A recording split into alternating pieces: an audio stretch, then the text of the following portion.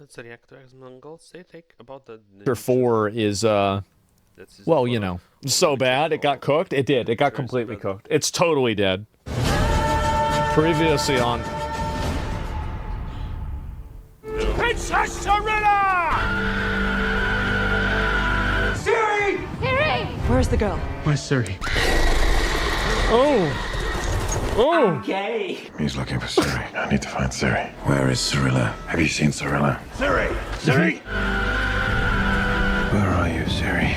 Siri, Siri, are you here? Gay! We're looking for Siri. Is he gay? Siri. I didn't get that far. A lot of screaming, huh? Coming up. Wow. I can't wait to watch this show. Siri disappeared. Siri. Anything to get Siri back, right? Actually, I'm a lesbian. Geralt, have you had any more wild dreams about anything to get Siri back, right? Actually, I'm a lesbian. Geralt, have you No, I had don't any think that more was wild it. dreams about Siri? Has he told you about Siri, Regis? What if I can't save her? Well, there's still no sign of Siri. About I've Siri. got to say that the one thing Has he that told you about Siri, Regis? I do think that Lawrence Fishburne, I think he looks good as Regis. I think he does. Even though it's a race swap, it's a race swap with a well-known established actor. I would never complain about this. This is fine. He was good, yeah. What if I can't save her? Well, there's still no sign of Siri. We know Siri is connected. I'm a lesbian. Siri. He's too good for the show. Siri is what we all need. Everyone wants Siri. I do want to save Siri. Lesbian. Find Siri. God damn. Want Siri? Siri will be safe. I need to protect Siri. Find Siri. Wait, where's Siri? Siri is still at risk. I love how everybody, it's like this show, like The Witcher 3 was made around Ciri, but it wasn't really, like she wasn't the main character. Yeah. Like she was like the main plot device, but she wasn't the main character. Geralt was the main character. .com. I don't know how people don't understand that. Million lovers of all things good and dislikers of all things bad, and the 40% who haven't subscribed yet. It goes without saying, but I'll say it anyway, that Netflix's The Witcher will go down in the annals of pop culture history as just another epic fantasy adaptation completely destroyed by ego, hubris, modernity, the message... When was the last time that a fantasy show came out and it was good? When was the last time? Like no, not Fallout. Like Arcane, Game of Thrones. So the beginning of Game of Thrones. So like over 15 years ago. Okay. Yeah, not so good, huh? Yeah. Oh yeah. You know what? People do like House of the Dragon. That's true. People do like that. And a clear disdain for the source material. And that was before Season 4 premiered, but now that it is upon us, the only thing keeping this in the zeitgeist of pop culture is people continuing to marvel that this show is still being made. And what a journey it has been to get here. When The Witcher premiered way back in 2019, it was well received by the audience. And there were more than a few outlets and fans. I don't know why Netflix would have even continued with it, because like it's only going to damage their brand and make them look bad. Like you probably should be paying money to not have it shown. Saying that The Witcher could be the heir apparent to Game of Thrones. Unfortunately, it was all downhill from there. Henry Cavill, prior to Season 2, in the kindest way They didn't make it, then they would have to pay some. possible, tried to warn us that showrunner Lauren Schmidt-Hissrich was going to stray from the source material. The showrunner has a particular vision for the show and for the characters in the show. The books, certainly the first few, is very much from a Geralt perspective, with the shift of the showrunner's vision where it's an ensemble. No. He's so political about it, but it's so obvious what's going on. Yes. It's so obvious what he's trying to say. Of course. Casts more so than a singular lead, and the perspective is shifted to be almost more of a Cirilla Yennefer perspective. It's about finding my character's place within that vision and making sure that I do everything I can to be as faithful to the source material as possible that I can be within the structure set out for me. And what did you... Yeah. Difficult call that. What a reasonable thing to say, too. Yes. Like, yeah, it's not the way I want it to be, but I'm going to try to do my best to fit in and do the best job I can do. You know, like, that's, yeah, exactly. Yes. You know what? The Witcher Season 2 strayed from the source material, It turning sure The did. Witcher into the Yennefer. And unsurprisingly, the ratings and the audience scores went down. And then everybody started calling out everybody. I love how, like, everybody thought that the show about a Giga Chad with a sword is gonna be like, oh wow, why aren't girls watching this? And so what does he do? He saves women and he kills monsters? Oh. And people stopped watching when he made it about the girl instead? Oh, right, okay. Wow. Including former X-Men 97 and Witcher writer Bo DeMeo calling out Hisrich and her team for openly mocking the source material in the writer's room. Hisrich calling out Henry Cavill, Andrei Sapkowski, the creator and writer of The Witcher, calling out Lauren Hisrich. Maybe I gave them some ideas, but they never listened to me. I never listened. Where Hisrich and her team took time off So from apparently, recently, he also commented about The Witcher 4. I just want to pause and show this because I don't know if I can find it quickly, but if I can, I'll show you. So he did comment about The Witcher 4, and he said that basically they don't really ask him for advice anymore, and he thinks it's better that way. He's happy that they don't ask him for advice. It looks like I can't really find it. I don't really know where it was.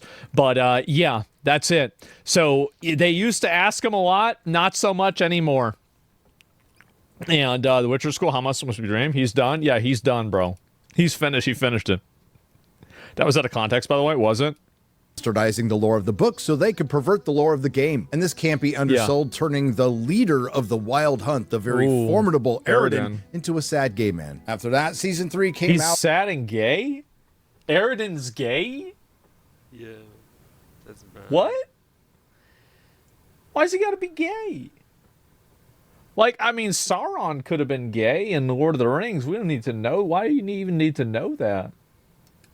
And there was another dramatic loss in viewership. And it's at this point the show was essentially dead. But Hollywood, being no stranger to reanimating the corpse of a franchise only to defile it, carried Make on. it worse. And announced Yes. poor Liam Hemsworth would be the replacement for guy. Henry Cavill, and I hope he got a lot of money. Then things went quiet for a good long while until... Yeah, he was never, even if he did a great job, it was everybody was already primed to think it was going to be awful. Like, I think he shouldn't have taken the role, if you want me to be honest. I think it was a mistake for him to have done that.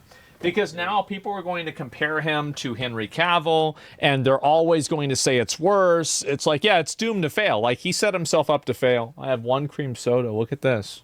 Wow. Just over a month before Big the agent release of mistake? season Yes. 4, Netflix decided to drop Huge a clip agent and a mistake. trailer. Both were ratioed into oblivion. But it doesn't Jesus. end there, because every single promotional post on every social media platform was essentially ratioed into oblivion. And then they made the worst That's right. mistake possible, actually releasing the show. And let's just I say don't know why they released it. They should have just canceled it. the response hasn't been spectacular. If you go over to Rotten Tomatoes, it's got a 60% from the corporate critics, largely padded by You don't even any sort of critic review isn't real, because critics are biased. And there is a social expectation that you're going to rate movies and shows in certain ways based off of criteria that doesn't necessarily matter to the average audience member. And I think that's the big difference. IGN likes the show. Well, that's fine. But what I'm saying is that IGN is a lot of people obviously don't like this type of content.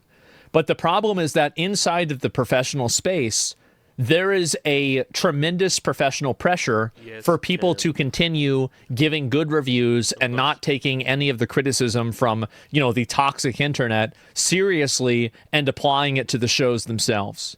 There's a huge amount of burying your head in the sand. We're going to just give it the review without even thinking about it. It's a real problem. It is. Like, never trust any sort of industry reviewer about anything, because they are all peer pressured to give certain opinions and to measure their opinions against the political climate of their industry. Yes. If you want to listen to an actual real person's opinion, go and look at the actual user reviews or go watch a YouTube video, because at least those people are honest in what they believe. No, not YouTube videos. It's you've never heard of, but if you go over to the top critics, it's at 33%, and Metacritic has it at about a 60. Well, Metacritic, it's a 1.9. I think we should just get rid of critic reviews. They're worthless. Like, why is somebody qualified to watch a TV show and understand it better than you do? Really? Like, what are we talking about? It shouldn't even be considered. And there's the audience scores, which is currently sitting at Which is what 20% matters. on Rotten Tomatoes. That's right. 1.8 on Metacritic, and IMDb is averaging about a 4 out of 10. And yet, also, by the way, I want to reiterate something that I've said multiple times, is that what are the purpose of reviews? Yeah. Fundamentally, what are the purpose of reviews? To inform the person. What purpose do they serve inside of the economy? To inform the audience. Yes. To inform the audience to make an educated decision. Yes. When you have this many reviews that are diametrically opposed or varying tremendously with what the audience reception for something is, Yeah. I think you've really got to ask yourself the question, are these even really reviews? These aren't even fulfilling their purpose of being a review. If you are giving a review and your reviews for different topics like this are consistently massively different than what the public thinks, then fundamentally you're not doing your job as a reviewer, because people are looking to you to read your review and get an idea of whether the show is good or not.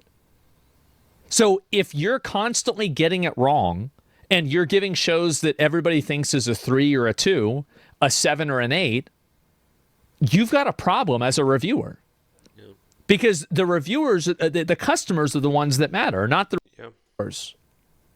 I don't see how more people don't realize this. To go. And yes, The Witcher is getting its worst reviews ever outside of Blood Origin. Liam Hemsworth is so really bad. cautiously not awful, all while being not good either, as Geralt of Rivia, that he's basically invisible in The Witcher Season 4. Someone forgot to CG The Witcher into his scenes in post. Liam Hemsworth Yeah, they're not going to have him in it. Yeah.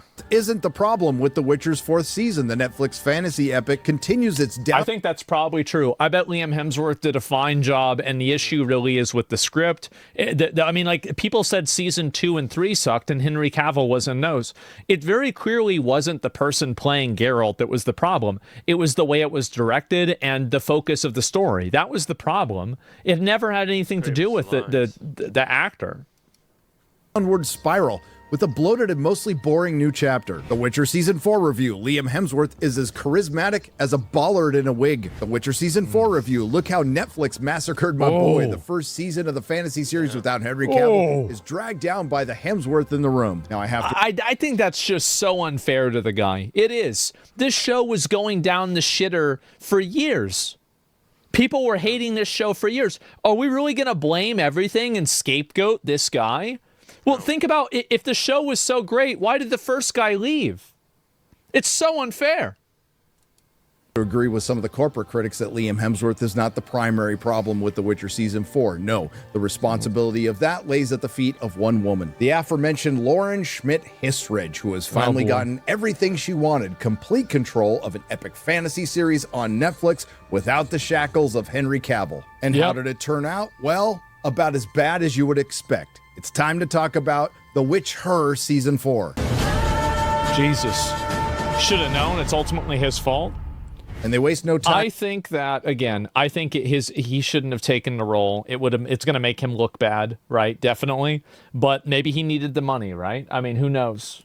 I'm getting to the cringe because they start with a double recap, including an over 2-minute previously on where they do not show Henry Cavill's face, and The Witcher doesn't utter a line of dialogue. To be fair, it kind of fits because he's barely in his own show. And then they follow that up with just over 8 minutes of reshot scenes from previous seasons with Liam Hemsworth, including the beach off with Vilgefortz. And it plays out like a parody. Think Austin Powers with Tom Cruise, except not played for laughs, yet just as funny. It's just... I'm guessing most viewers needed this because most people dipped out at season 2, and I'm also guessing that after this 8 minutes, probably true. most people dipped out. And just in case you didn't think that was the show displaying how So they recast him doing the exact same scenes that Henry Cavill did in order to make it seem like it was normal that he was the Witcher? Yeah.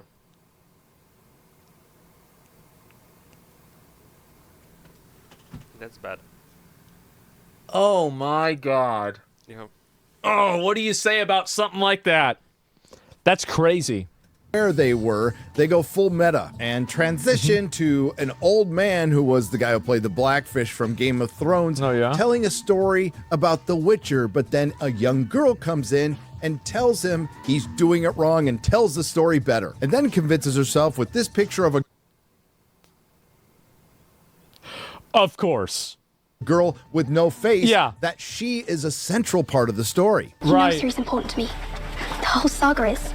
Seeing this, I think that's me. And this is a great example of how Lauren Hissrich cherry picks things from the books and then completely turns them into fanfic feminist gobbledygook. In the books, why would you... Nemu is inspired by the stories she listens to in the show. She takes over telling the story and tells it better than the man, and it doesn't get more meta than that except for Oh my god, bro. Like, this is No. It's like the worst. It's the worst possible way of doing it, right? Yes, it is bad. It is. Telling it better part. Am I right, Lauren? Anywho, what is a complete departure from previous seasons? The plot goes something like this. The evil mage Vilgefortz is looking for Ciri. Yennefer is looking for Ciri. Geralt of Rivia is looking for Ciri. Nilfgaardian Emperor Amir, after finding out he has a fake Ciri, is looking for Ciri. And a new character, Leo Barnhart, is looking for Ciri. And now that I think about it, Ciri is looking for Ciri with her pals, the Rats, who are, without question, the most insufferable and annoying characters ever put to screen in a fantasy adaptation. So this is like basically, what did they just take? The millennial writers, and they just had to. They're like, all right, go ahead and put on these costumes. You're gonna be in the show now. We can't afford actors anymore. In the history of time. Oh, and we will get to them. Season 4 is based, let's just say it, on not the best books in Andrei Sapkowski's series, Baptism of Fire and Tower of Swallows. Baptism of Fire is particularly bad, but somehow Lauren Hissrich has made it worse. While the book mainly focuses on the titular character, The Witcher, the show focuses on Yennefer, Ciri, and Geralt. So let's start with the least significant of the three, Geralt of Rivia, who is on Jesus Christ. On a journey to find, you guessed it, Ciri, who he believes is in Nilfgaard, and time is running out. So I mean, this sounds like such a stupid plot, because the beginning of the story, like, I thought he found her. I mean, at a certain point, it gets a little bit ridiculous, doesn't it? Yeah. He finds time to get distracted once or twice per episode, including saving a woman from therapists. I'll take the rapists for 200. That's therapists. And isn't it amazing that this world based on Polish and European folklore that is so diverse isn't when it comes to the therapists? Anyway, on this long, arduous journey where, spoilers, they don't get anywhere near finding Ciri, Geralt and Jaskier get caught by Redanian intelligence. Also, they can have one more scene between Jaskier and his boyfriend, King Radovid, who was a character in the book. Wait, they made Radovid gay? Yeah. Why? That Lauren Hissrich aged up from 13 so Jaskier can be gay, and then they broke up. And the rest of the ragtag group Geralt is traveling with are some Everybody's dwarves. gay? And hey, gotta give credit where credit is due. Props to Netflix for hiring dwarves to play dwarves. Kahir, who's on his redemption arc after kidnapping Ciri, he finally realizes she is the girl who's the key to everything. Geralt originally wants to kill him and lets him go, and then doesn't like him, but then eventually likes him. Milva, who was supposed to look like this in the source material, and yes, the resemblance is uncanny. And then there's Lawrence Fishburne as Regis the vampire, and again, the likeness to the character in the game is uncanny. And while Lawrence... as I said, I forgive any race swaps as long as it's being done with a S-tier actor. I don't give a shit. I don't think anybody else does either. But whenever you do a race swap with just some random no-name person for no other reason than to check a box, that's what's annoying. I do. That's fine. I don't care. I don't think it's a big deal. Yeah, it's not really a big deal. But Fishburne is good in everything he does. Let's just say his character of Regis leans into the age-old trope of the... I'm not going to say it. The American Society of Magical Negroes. Oh, jeez. If you do your job well... Oh, jeez. You will run out of monsters to kill, will you not? Your entire being is dedicated to finding someone who you fear you failed. Whatever you dream, pay attention. Not to the fear, but the joy. It will lead you. You've spent a lifetime battling monsters and men. Fear has become a familiar guidepost to you. I sense in you a deeper desire for balance. We saving the damn world. Damn. And again, while this entire journey is in the books, in this show, it only serves as a side quest that goes nowhere. And instead of doing what a talented writer would do, you know, weaving your character's background in and out of the story as it progresses through some show and some tell, they stop abruptly in episode 5 of season 4 to give us a character info dump by campfire. And everybody gets to tell their story, including Yasker's turning into a musical and Regis's ending up being an anime, which arguably is the best part of the— Wait, what? Yeah. They turned it into what the fuck? Yeah. The show, but it doesn't make it any less jarring. But what are they doing? We're following Geralt when it's not being cringe. It's is this real? Did this happened? Excruciatingly boring. And when we're not getting info dumps, we're getting people sharing their feelings in I just can't even watch it. This is so bad. How bad it can get. Geralt and his crew spend an entire episode thinking about crossing a river, then they spend another episode crossing the river, but the worst bit is Geralt sits out an entire episode of his own series. He only fights 3 creatures, and you guessed it, 2 of them are tragically misunderstood women. In the end, he does fight a troll to hold a bridge, but it's also he could be knighted by, admittedly, a girl boss from the books that was perfectly adapted as a girl boss in the show, so he could become Geralt of Rivia. And if it wasn't clear before, it most definitely is now. Lauren Hissrich's least favorite character in her Witcher series is The Witcher. Everyone's going to say poor Liam Hemsworth, and he doesn't seem like a bad guy, but let's keep in mind that he put himself in this impossible— He did. He put himself in the role. His agent should have never got him the role. Maybe he needed the money, but it's definitely going to make him look bad. It's going to make him look like the plan B. I think it will not be good for his career. It will not.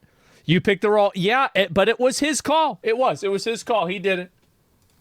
Situation that he was never going to live up to. That being said, he wasn't awful. He was blandly competent. Having no knowledge of the books, he plays it as safe as possible, which actually makes things worse because he has 0 presence and 0 charisma. He is the Temu Witcher, and it comes off as a parody. Exactly, yes. It's going to look so bad. And I'm going to date myself here, but it looks like he stepped out of a I can't believe it's not butter commercial. Since most of you aren't going to watch this show, I guess the best or worst example of the downgrade from Henry to Liam would be his constantly trying to recapture the meme from season 1.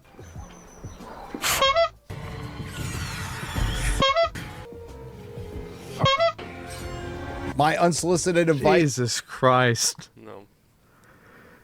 Oh man, like, and like he doesn't write the script, you know, like, oh god. Yeah. For Liam, don't listen to the internet. Get that bag. Give no fucks and continue with your himbo Geralt. This brings us to the trope that has been completely played out, particularly in fantasy and sci-fi. The girl who is the key to everything. Some recent examples just off the top of my head. Picard season 1 had the girl who's the key to everything. Willow had the girl who's the key to everything. The Acolyte had the girls who were the key to everything. And hell, the Rings of Power even made Galadriel the girl who was the key to everything. But there is a key to the girl who is the key to everything, making her likable, something this show fails to do. A good example of the girl who was the key to everything would be Lilu from The Fifth Element. Oh, that was a long time ago. Likable, vulnerable, empathetic, tough, determined. Everything Ciri isn't. She is essentially just a MacGuffin who always finds herself in a state of being lost. While in the books, it definitely feels like there's more going on. In the show, it just feels like everybody's dropped everything and we're just looking for Ciri